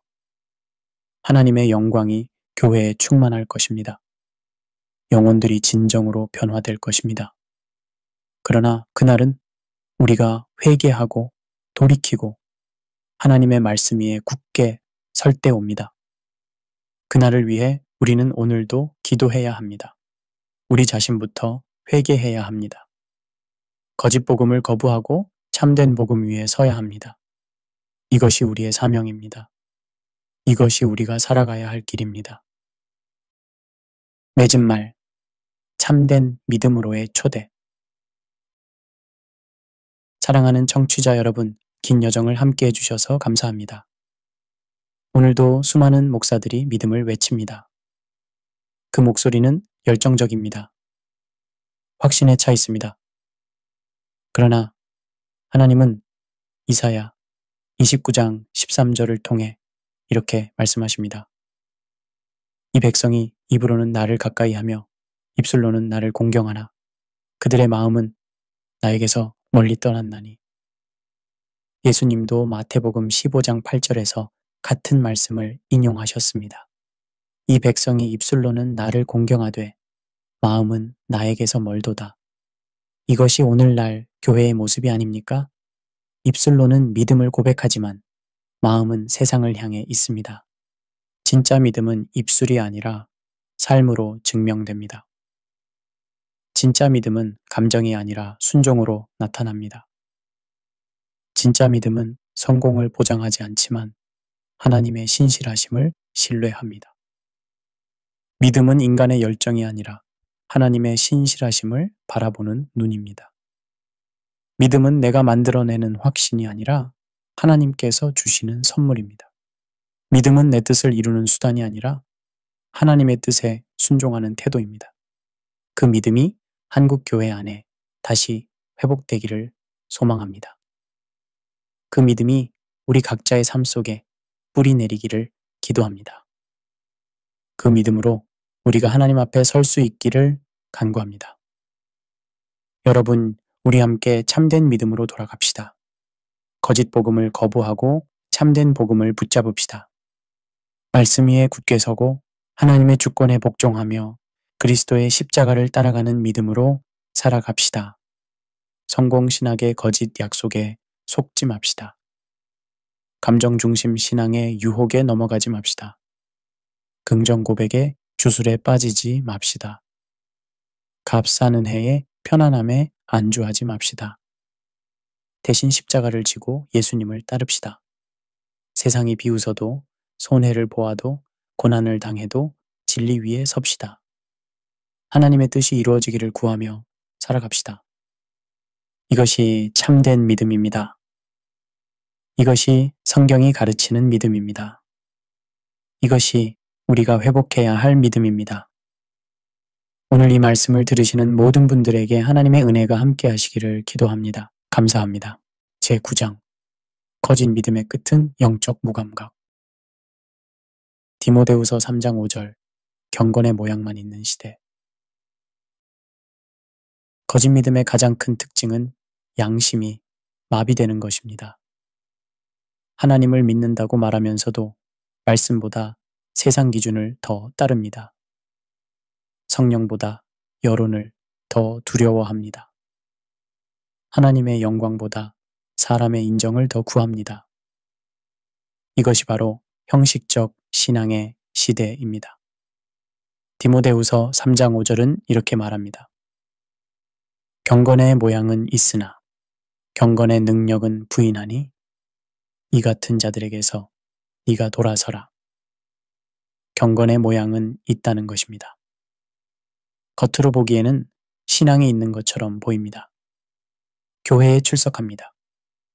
예배에 참석합니다. 헌금을 냅니다. 봉사를 합니다. 심지어 직분을 받습니다. 그러나 실제 삶에서는 변화가 없습니다. 여전히 세상 사람들과 똑같이 살아갑니다. 똑같이 거짓말하고, 똑같이 욕심부리고, 똑같이 미워하고, 똑같이 판단합니다. 예배는 가득하지만 경건은 없습니다. 방언 기도는 많지만 순종은 없습니다. 성경 공부는 넘치지만 회개는 사라졌습니다. 찬양은 열정적이지만 삶은 세속적입니다. 이것이 오늘날 한국교회의 민낯입니다. 요한계시록 3장 16절 미지근한 라오디게아 교회. 요한계시록 3장에는 라오디게아 교회에 대한 예수님의 경고가 나옵니다. 15절부터 17절까지 읽어보겠습니다. 내가 네 행위를 아노니 네가 차지도 아니하고 뜨겁지도 아니하도다. 네가 차든지 뜨겁든지 하기를 원하노라. 네가 이같이 미지근하여 뜨겁지도 아니하고 차지도 아니하니 내 입에서 너를 토하여 내치리라. 네가 말하기를 나는 부자라 부요하여 부족한 것이 없다 하나 네 곤고한 것과 가련한 것과 가난한 것과 눈먼 것과 벌거벗은 것을 알지 못하는도다. 라오디게아 교회의 문제가 무엇이었습니까? 그들은 자신들이 부자라고 부족한 것이 없다고 생각했습니다. 그러나 예수님의 진단은 정반대였습니다. 그들은 곤고하고 가련하고 가난하고 눈멀고 벌거벗었다는 것입니다. 가장 무서운 것은 알지 못한다는 표현입니다. 그들은 자신의 영적 상태를 알지 못했습니다. 자신이 얼마나 비참한 상태인지 깨닫지 못했습니다. 이것이 바로 영적 무감각입니다. 16절에서 예수님은 내 입에서 너를 토하여 내치리라고 말씀하십니다. 이것은 매우 강력한 표현입니다. 미지근한 신앙은 하나님이 가장 싫어하시는 것입니다. 차라리 차가운 것이 낫습니다. 차가우면 뜨겁게 들 수 있기 때문입니다. 그러나 미지근한 것은 어정쩡합니다. 오늘날 많은 교회가 라오디게아 교회와 같습니다. 외형적으로는 부요해 보입니다. 건물도 크고 교인도 많고 프로그램도 다양합니다. 그러나 영적으로는 가난합니다. 능력이 없습니다. 생명이 없습니다. 20세기 미국의 위대한 설교자이자 신비주의 신학자였던 A.W. 토저는 현대교회의 문제를 날카롭게 진단했습니다. 그는 이렇게 말했습니다. 현대교회의 가장 큰 비극은 죄인들이 회심하지 않는 것이 아니라 회심했다고 주장하는 사람들이 변화되지 않는 것이다. 이 말씀이 전곡을 찌릅니다. 교회 안에 구원받지 못한 사람들이 많다는 것입니다. 그들은 자신이 구원받았다고 생각합니다. 세례를 받았고 교회에 다니고 헌금을 내기 때문에 당연히 구원받았다고 여깁니다. 그러나 그들의 삶에는 변화가 없습니다. 예수님은 마태복음 7장 21절에서 이렇게 경고하셨습니다. 나더러 주여 주여 하는 자마다 다 천국에 들어갈 것이 아니요 다만 하늘에 계신 내 아버지의 뜻대로 행하는 자라야 들어가리라. 22절부터 23절을 계속 읽어보겠습니다. 그날에 많은 사람이 나더러 이르되 주여 주여 우리가 주의 이름으로 선지자 노릇하며 주의 이름으로 귀신을 쫓아내며 주의 이름으로 많은 권능을 행하지 아니하였나이까 하리니 그때에 내가 그들에게 밝히 말하되 내가 너희를 도무지 알지 못하니 불법을 행하는 자들아 내게서 떠나가라 하리라. 보십시오. 이들은 주여 주여 불렀습니다. 예언도 했습니다. 귀신도 쫓아냈습니다. 권능도 행했습니다. 그러나 예수님은 내가 너희를 도무지 알지 못한다고 말씀하십니다. 왜입니까? 그들은 불법을 행하는 자들이었기 때문입니다. 그들의 삶이 하나님의 뜻에 순종하지 않았기 때문입니다. 거짓 믿음은 편안함을 줍니다. 안심시킵니다. 나는 구원받았어. 나는 괜찮아. 라고 말합니다. 그러나 참된 믿음은 우리를 불편하게 만듭니다. 우리의 죄를 드러냅니다. 우리를 변화시킵니다. 우리를 거룩하게 만듭니다. 편안한 신앙은 죽은 신앙입니다. 진짜 신앙은 우리를 흔들고 깨우고 일으켜 세웁니다. 제10장 결론 믿음이란 무엇인가?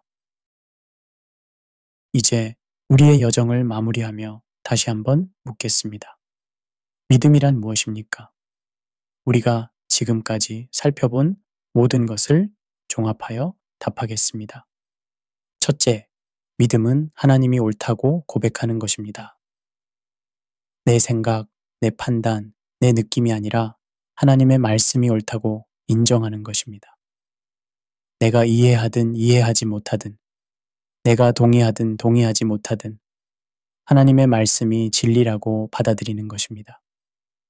둘째, 믿음은 내 뜻보다 하나님의 뜻이 옳다고 인정하는 것입니다. 내가 원하는 것보다 하나님이 원하시는 것이 더 좋다고 믿는 것입니다. 내 계획보다 하나님의 계획이 더 완전하다고 신뢰하는 것입니다. 셋째, 믿음은 내가 이해하지 못해도 하나님은 신실하시다고 신뢰하는 것입니다.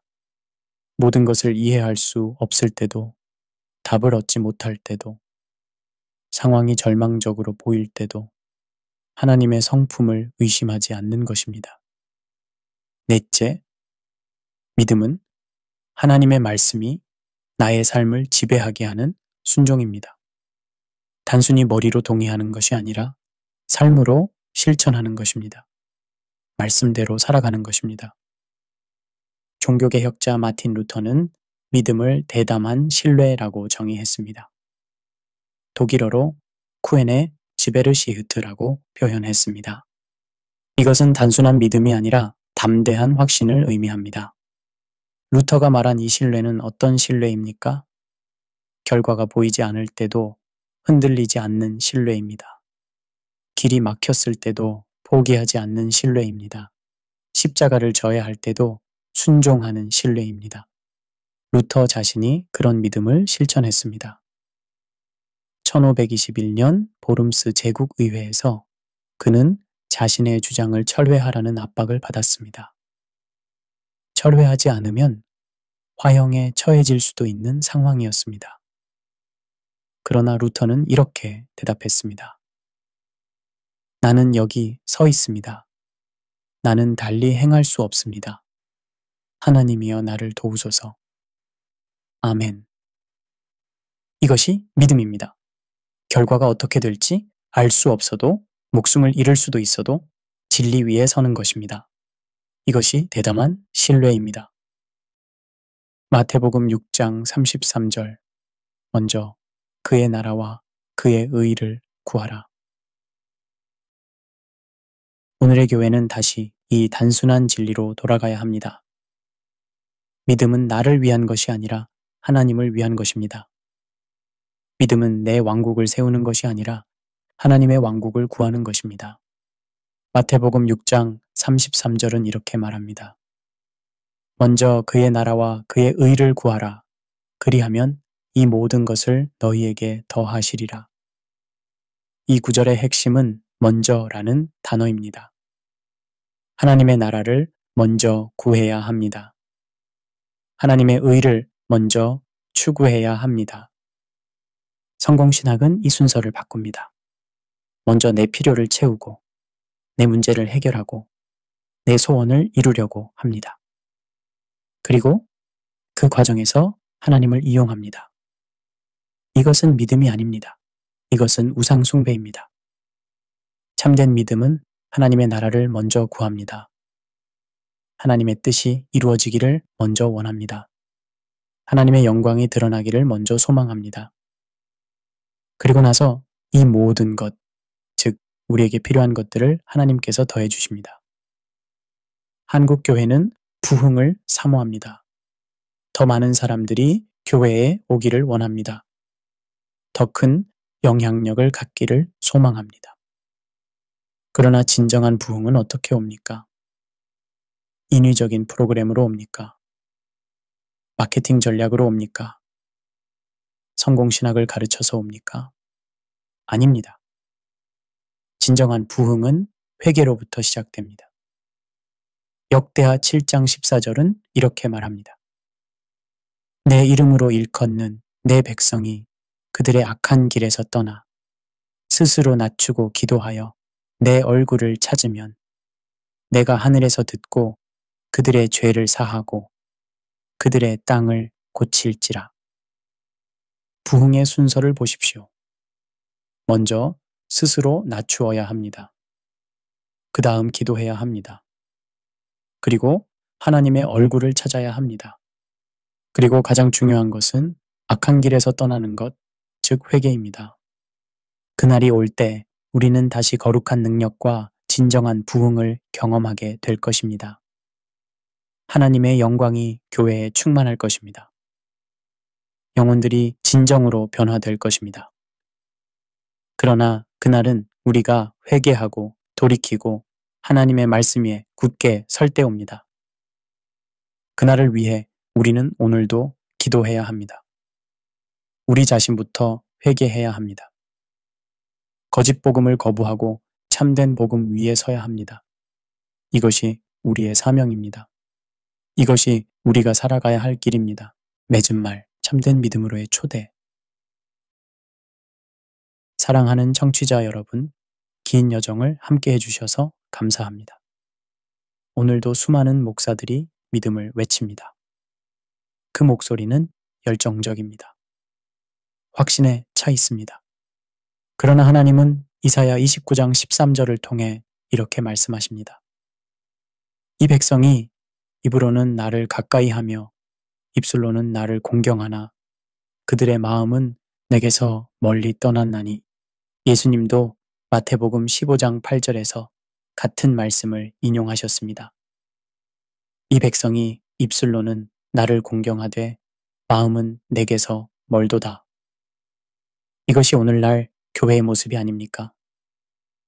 입술로는 믿음을 고백하지만 마음은 세상을 향해 있습니다. 진짜 믿음은 입술이 아니라 삶으로 증명됩니다. 진짜 믿음은 감정이 아니라 순종으로 나타납니다. 진짜 믿음은 성공을 보장하지 않지만 하나님의 신실하심을 신뢰합니다. 믿음은 인간의 열정이 아니라 하나님의 신실하심을 바라보는 눈입니다. 믿음은 내가 만들어내는 확신이 아니라 하나님께서 주시는 선물입니다. 믿음은 내 뜻을 이루는 수단이 아니라 하나님의 뜻에 순종하는 태도입니다. 그 믿음이 한국교회 안에 다시 회복되기를 소망합니다. 그 믿음이 우리 각자의 삶 속에 뿌리 내리기를 기도합니다. 그 믿음으로 우리가 하나님 앞에 설 수 있기를 간구합니다.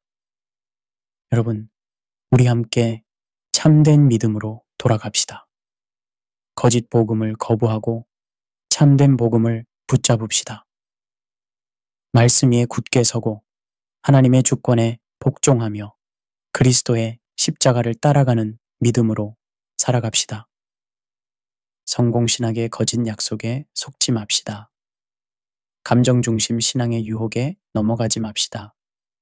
긍정 고백의 주술에 빠지지 맙시다. 값싸는 해의 편안함에 안주하지 맙시다. 대신 십자가를 지고 예수님을 따릅시다. 세상이 비웃어도 손해를 보아도 고난을 당해도 진리 위에 섭시다. 하나님의 뜻이 이루어지기를 구하며 살아갑시다. 이것이 참된 믿음입니다. 이것이 성경이 가르치는 믿음입니다. 이것이 우리가 회복해야 할 믿음입니다. 오늘 이 말씀을 들으시는 모든 분들에게 하나님의 은혜가 함께 하시기를 기도합니다. 감사합니다.